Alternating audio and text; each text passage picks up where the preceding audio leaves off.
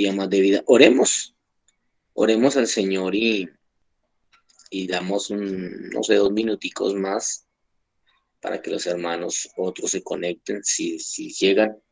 Si no, pues culminamos nuestra clase nosotros. Señor Dios Todopoderoso, gracias te damos en el nombre de Jesús. Te bendecimos, Señor, porque eres bueno, porque eres maravilloso, Señor.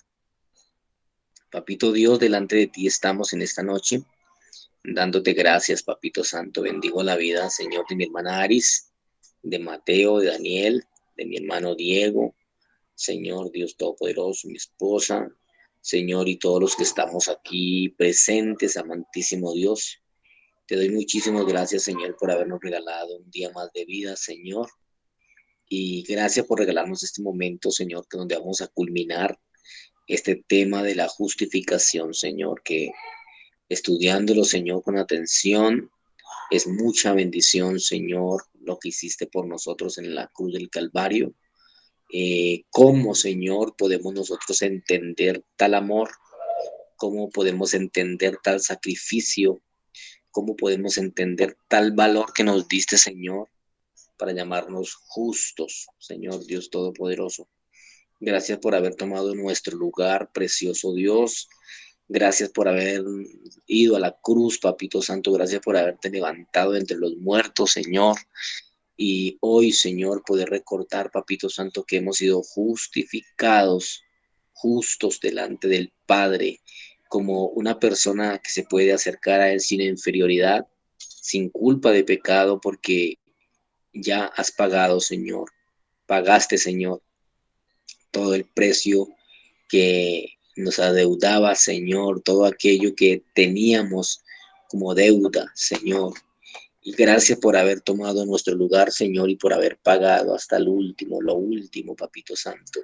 Y de esa manera llamarnos sus hijos justos, justificados, Señor, por la obra preciosa, redentora en la cruz del Calvario de Dios. Te bendigo, mi Dios precioso, en el nombre de Jesús. Amén. Gloria a Dios. Amén. Bueno, ¿se acuerdan un poquito que quedamos hace 8 días? Bueno, que dijimos que está mi hermana Aris, Mateo, Daniel y nadie más vino hoy. Bueno, entonces, ¿me acuerdan un poco de qué quedamos hace 8 días? ¿En dónde?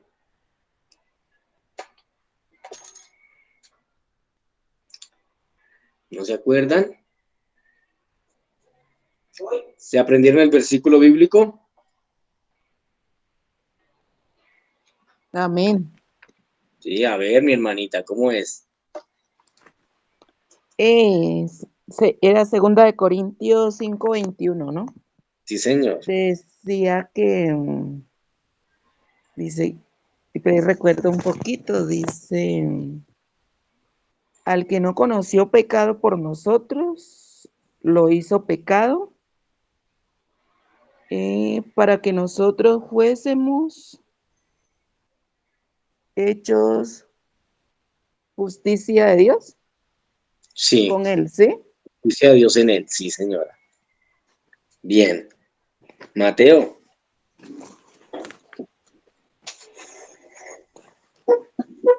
Presente. Mateo, ¿cómo dice el versículo? A quien no conoció pecado, por nosotros lo hizo pecado, para que fuéramos hechos justificados en él. Ay, que no me acuerdo Bien, bien. bien, bien. Eso está bien. ¿Y Daniel? Al que no conoció pecado, le hizo pecado para que nosotros fuéramos justicia en él. Más o menos, más o menos. Pero bueno, les pido que se lo aprendan bien y no solo que se lo aprendan, sino que lo puedan interpretar, ¿sí? Lo que quiere decir, ¿verdad? Porque se acuerda que les enseñé que ese versículo fue lo que Jesús hizo por nosotros y eso se llama sustitución. Les enseñé que eso era sustitución, sustituir, tomar el lugar nuestro, lo tomó Jesús por nosotros. Entonces, el castigo de nuestra paz fue sobre él y por su llaga fuimos nosotros curados. No dice por sus llagas, sino por su llaga, porque era una sola llaga el Señor Jesús colgado en la cruz del Calvario. Y era ¿por qué? Porque estaba tomando nuestro lugar. Entonces, miremos por un momento que la sustitución que hizo el Señor por nosotros, de tal manera fue desfigurado, dice Isaías, de tal manera fue desfigurado, ni había hermosura en él para que le deseáramos. Y dice que desechado entre los hombres, varón de dolores, experimentado en quebrantos, y como que escondimos de él nuestro rostro.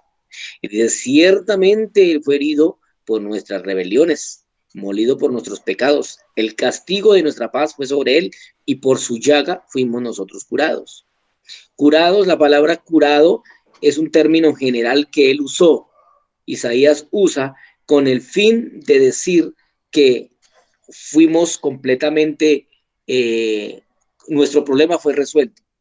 ¿Sí ve? Que nuestro problema, nuestro lío que teníamos fue resuelto por la causa de que Él tomó nuestro lugar.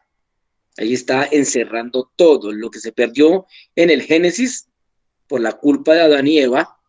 Dice que la tierra cayó bajo esa maldición. Entonces, la maldición que traía la transgresión de Adán era primero muerte espiritual. Y muerte espiritual era que Adán se iba a separar de Dios, no podían hablar nuevamente como lo hacían en el huerto. Recuerda que Adán dijo, tuve miedo y me escondí, Señor. Y él le dijo, ¿y quién te enseñó que estabas desnudo? Era cuando ellos hablan de esa manera, era porque acostumbraban a dialogar juntos. Por eso para Adán no le dio susto que Dios hablara con él, sino le dio susto que lo viera desnudo. Entonces, de modo que era una práctica que tenía Dios y Adán de poder hablar, de poder conversar, ¿verdad? De modo que el ambiente del Señor gobernaba este primer matrimonio, el ambiente del Señor. En el Edén, quien los gobernaba era él, por eso no era extraño que hablaran cara a cara o mutuamente, ¿sí? Porque esa era la esencia de Dios en el huerto y esa era la vida espiritual que tenía Adán en el huerto, poder hablar. Entonces, esa maldición primero rompió que la comunión, la amistad. Muerte espiritual es separación del hombre y Dios. Muerte espiritual es el espíritu del hombre quedar completamente mudo o escaso o separado de Dios. Segundo, la muerte física. Y es cuando el hombre empezó sus días a ser acortados, sus días a ser deteriorados, ¿verdad? Y entró luego maldición a la tierra, y era cuando espinos y cargos iba a producir la tierra, cuando antes eran torrentes de manantiales, la tierra producía por sí sola sin que el hombre la labrara. Únicamente lo que Adán tenía que hacer era cuidarla. Tenía que labrar y cuidar, pero la tierra producía su semilla, su bendición, ya que Dios había colocado cada simiente en cada planta. Por eso fue sacado del huerto y le dijo, con el sudor de tu frente trabajarás, espinos y cargos producirá la tierra, porque la tierra entró bajo esa maldición. Consecuentemente vino maldición de enfermedad, ¿sí? Vino la maldición de enfermedad, la maldición de pobreza y todas esas cosas. De esa manera el Señor tenía que ganarlas en la cruz del Calvario. Lo que Adán perdió, todo lo que Adán perdió, lo ganó Cristo en la cruz. Eso se llama sustitución. ¿Ve? Entonces el Señor lo que hizo fue recuperar lo que Adán perdió, muriendo en una cruz, rescatándolo nuevamente y ahora devolviéndolo a la iglesia. Por eso dice la Biblia, que en Adán todos pecamos y estamos destituidos de la gloria de Dios. Pero dice que por la muerte de uno seremos todos justificados, ¿verdad? Y nuestro espíritu es vivificado. ¿Por qué? Porque lo que perdió Adán allí en el Edén, Jesús lo recuperó en el monte de la calavera, en la cruz del Calvario. Y por eso ahora recuperamos la comunión. Ahora podemos llamarle Abba Padre, papito mío, podemos hablar con él, acercarnos confiadamente al trono de la gracia, porque hallaremos oportuno socorro. Ahora tenemos un intercesor que está a la diestra del Padre, intercediendo por nosotros a causa de nuestras imperfecciones en la tierra, a causa de nuestra humanidad, ¿sí? Tenemos un abogado, dice la Biblia que tenemos un abogado, que él nunca pierde un caso, sino que siempre él nos defiende. ¿De quién? Del acusador, porque el acusador va todos los días ante el Padre a decir, mire lo que pasó, mire cómo cayó, mire cómo él pecó, mire cómo se equivocó. Pero ahí está Jesús intercediendo por nosotros, por todos los santos y por todos los que han sido justificados. Entonces, la justificación es uno de los temas más enriquecedores que hay en la Biblia, y esto, digo yo, debe de conocerlo toda la iglesia. El tema de la justificación debe de conocerlo la iglesia, porque es importantísimo saber que cuando el Señor mira hacia la tierra y mira a un Diego, mira a un Mateo, a una Aris que se equivoca, automáticamente cuando nosotros nos equivocamos y pedimos perdón nuevamente al Señor por nuestro error, automáticamente el Señor mira hacia la cruz, hacia lo que hizo Cristo por nosotros, ¿verdad? Entonces, dando a entender de que la cruz fue el medio que usó el mismo Dios sacrificando a su Hijo para que nosotros fuésemos sustituidos, nuestra enfermedad, ¿cómo se dice? Nuestro daño sea remediado, ¿verdad? Eso es justificarnos. Eso fue lo que el Señor hizo por nosotros. ¿Qué miramos también? Miramos que la justificación es el resultado de la gracia divina, que es por amor a la humanidad, que el regalo de la justificación solo se obtiene mediante la fe en Cristo. No hay otra manera, no hay otra persona en quien podemos ser justificados sino solo en Jesús. Por eso muchas veces discutimos con los testigos de Jehová porque no aceptan ese sacrificio, no lo aceptan como el Señor que murió en la cruz para redimirnos. Por eso discutimos muchas veces con los católicos, porque dicen que María puede interceder por nosotros, que a ella podemos orar y pedir para que abogue por nosotros a favor de nuestros errores o pecados, pero no, la Biblia dice que el único intermediario, el único, cuando dice único está hablando de uno, o si no diría uno de los intercesores, pero dice que el único intercesor entre Dios y los hombres es Jesucristo hombre. Él es la propiciación por nuestros pecados, dice la palabra de Dios. Hablamos también de, dijimos que justificación es declarar justo o libre de culpa a una persona. Que esto quiere decir que Dios nos ve a nosotros como si nunca hubiésemos pecado. Por eso la justificación dice que el Señor mandó los pecados al fondo del mar, con el fin de no verlos más, quitarlos de su vista. Dice que sus pecados, Isaías dice, sus pecados los echó sobre sus espaldas, con el fin de no verlos más. Y dice que nuestros pecados los mandó lejos, los envió lejos, con el fin de no verlos más. Entonces, quiere decir justificar, declararnos libre de culpa y presentarnos delante de Dios como si nunca hubiésemos pecado. Esto es fe.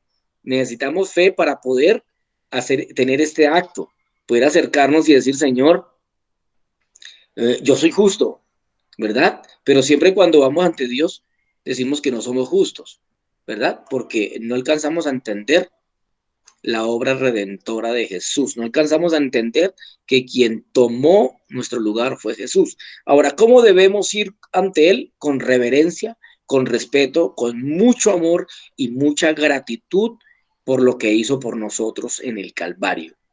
Eso sí tenemos que hacerlo. Hablamos también de cómo funciona la justificación. Bueno, eso ya hablamos que había la sustitución, que es 2 Corintios 5:21. Y Esto ya lo hablamos, recuérdenme ahí. Resultados de la justificación, ¿sí? ¿Ya lo hablamos?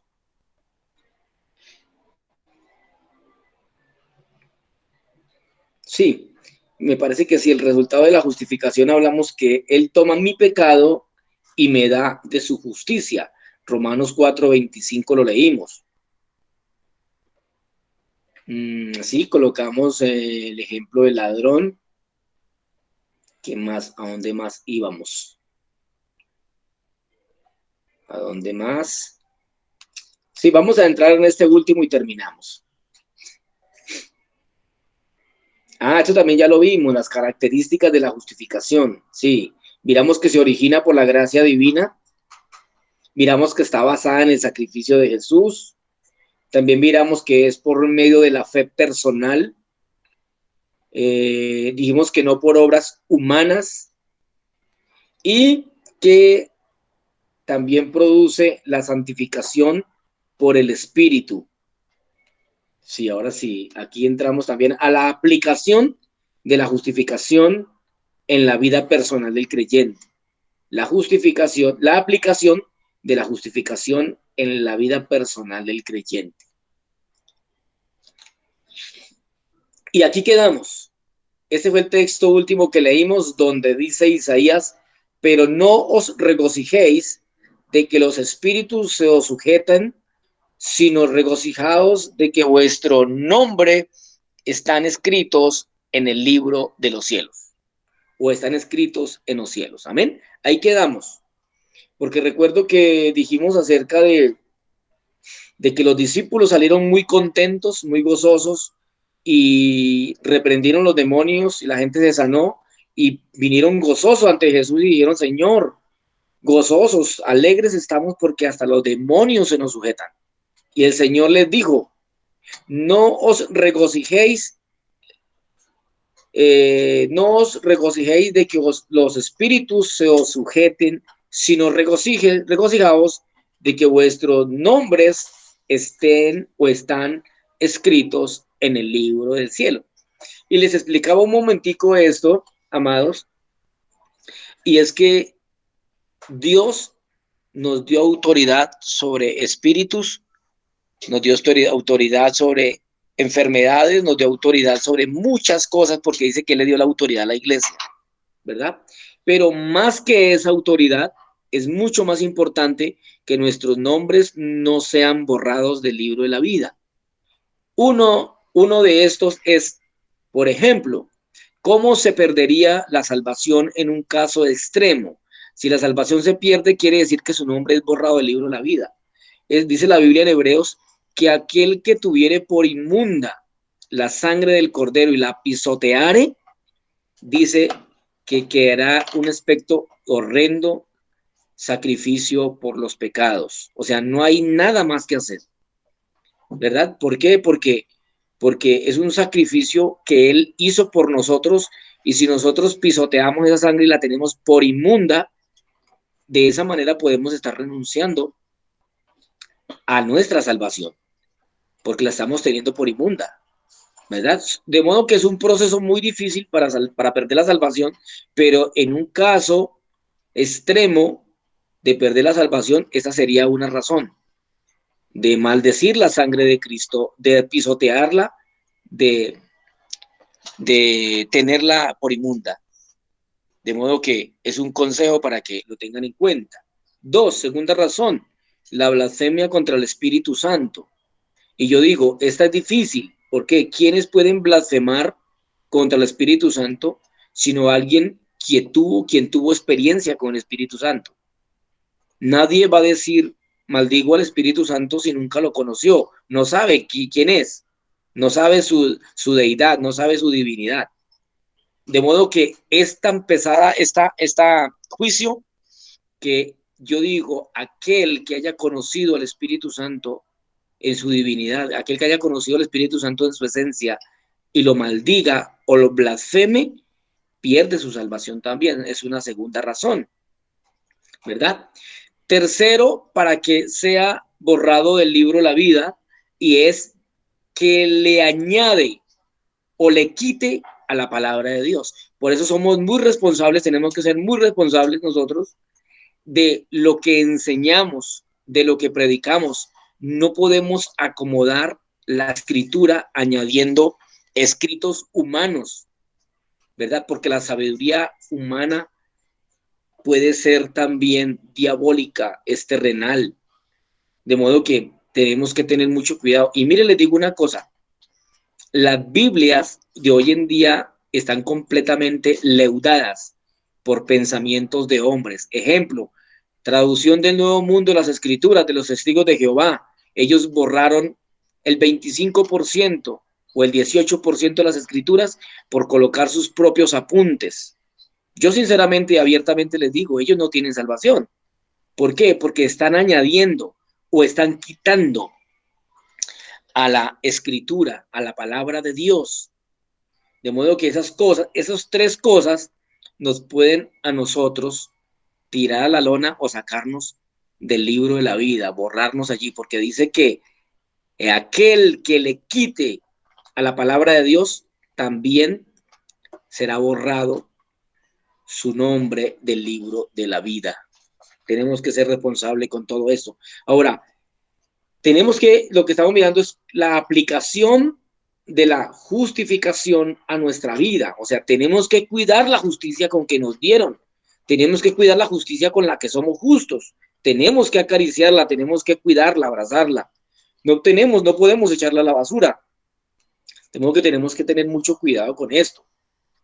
Tenemos que saber que nuestros pecados han sido perdonados y olvidados para que nosotros no incurramos por ignorancia, por ejemplo, por ignorancia maldecir la sangre de Cristo, por ignorancia pisotearla, ¿verdad?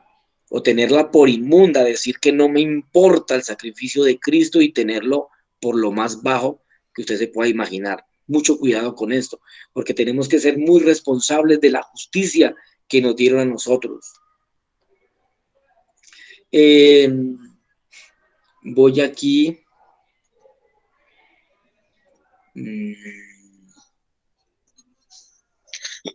Bueno, les dije que todos sus pecados han sido perdonados. Hebreos 8:10, apúntenlo ahí para que lo lean en sus casas. Hebreos 8:10 al 12, que está hablando de que Él nunca más se acordará de nuestros pecados y nuestras iniquidades. La aplicación de esta justificación es que tenemos que saber que Dios nos ama y tenemos que disfrutar de una vida de hijos de Dios. Amados, tenemos que aprender a disfrutar la vida de hijos de Dios. Claro, los hijos, hablemos de las etapas de los hijos, los niños espirituales y los adultos espirituales. Los niños espirituales cometemos muchos errores, pero los niños espirituales tienen una impetud por seguir a Cristo, por amarle, por servirle. Los maduros espirituales tendremos que ser muy responsables de nuestra vida espiritual, porque cuando niños espirituales, el Señor nos salía al encuentro por todo lado, nos hablaba en sueños, en visiones, sentíamos tanta gloria de Dios, ¿cierto? Pedíamos, no lo daba, colocábamos una señal, no la cumplía, porque éramos niños espirituales. Pero ya de maduros tenemos que depender no de nuestro estado de ánimo, sino tenemos que depender de la palabra. Eso se llama madurez espiritual, donde nos empezamos a volver sólidos, estables, donde vienen los problemas, vienen las dificultades, pero yo como maduro espiritual tengo que saber mi posición de hijo, disfrutar de mi legalidad delante de mi padre, y es que es mi padre y yo soy su hijo. Tengo que empezar a cuidar todo esto. Entonces, pasamos de una etapa a la otra, de niños a maduros. El apóstol Pablo dijo, cuando yo era niño, pensaba como niño, hablaba como niño y actuaba como niño. Pero ya cuando fui hombre, cuando ya fui grande, entonces dejé lo que era de niño, ¿verdad? Porque tenemos que ir en crecimiento. Todo esto nos da crecimiento, de tal manera que usted mañana sea una columna en la iglesia, un trabajador de la iglesia, un obrero fiel de la iglesia, que ame a Dios, que ame a sus líderes, a sus pastores, a sus autoridades, que se sometan en toda esta vaina, en todo lo que tenga que ver el trabajo de la obra del Señor. Todas estas cosas, amados, son el resultado de entender lo que Jesús hizo por nosotros en la cruz del Calvario. Entonces, eres responsable de permanecer fiel a Dios. Termino con esto. Eres responsable de permanecer fiel con Dios. Dice la Biblia en Romanos 6, 17, 18. Aunque erais esclavos del pecado, habéis obedecido de corazón a aquella forma de doctrina a la cual fuisteis entregados. Y libertados del pecado, vinisteis a ser siervos de la justicia. ¿Verdad? Ahora que nosotros somos justos, estamos dentro de la fila celestial. Ahora, ¿qué hacemos nosotros? Es servir a la justicia a la cual nos hizo justos a nosotros. Por eso, por la fe, somos justos. Por la fe, mostramos una conducta diferente, porque la justicia de Dios lo que hace es producir en nosotros santificación. La justicia de Dios lo que hace en nosotros es producir santificación, que es lo que se refleja en la conducta. Por eso nuestras conductas tienen que cambiar, ¿verdad? Por eso ya no estamos en una tienda borrachos, por eso ya no tenemos un cigarrillo en la mano, por eso ya no tenemos un vocabulario espotado, no somos groseros, ¿cierto? Por eso, amados, hay una contracultura, y es que la cultura del reino de los cielos invade nuestra cultura. La cultura que nos debe de gobernar en pensamiento, en vocabulario o en acciones es la cultura del cielo. Yo llamo eso contracultura, porque es la cultura de Dios afectando la cultura mía, ¿verdad? Es cuando nosotros venimos de un reino de tinieblas donde nos emborrachábamos, donde teníamos un vocabulario horrible, donde teníamos malas costumbres, donde tomábamos lo que no era de nosotros, etcétera.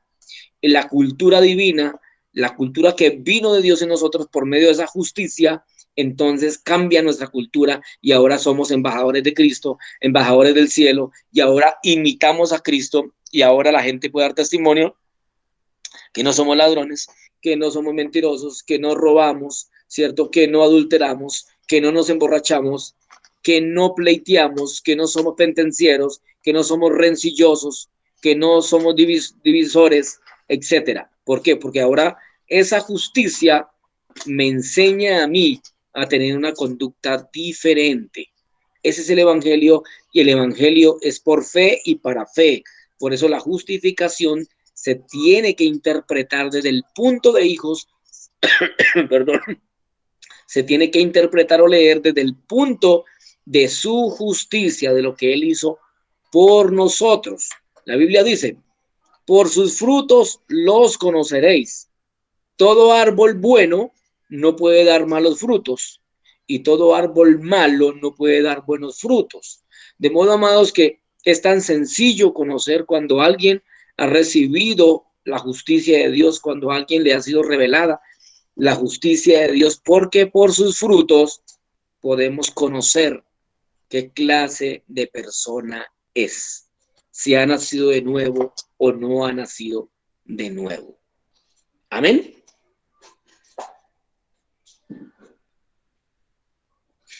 Amén.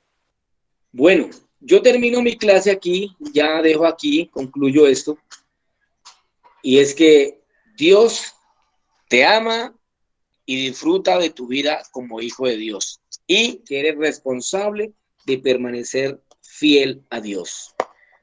Es responsabilidad de nosotros ser fieles a Dios.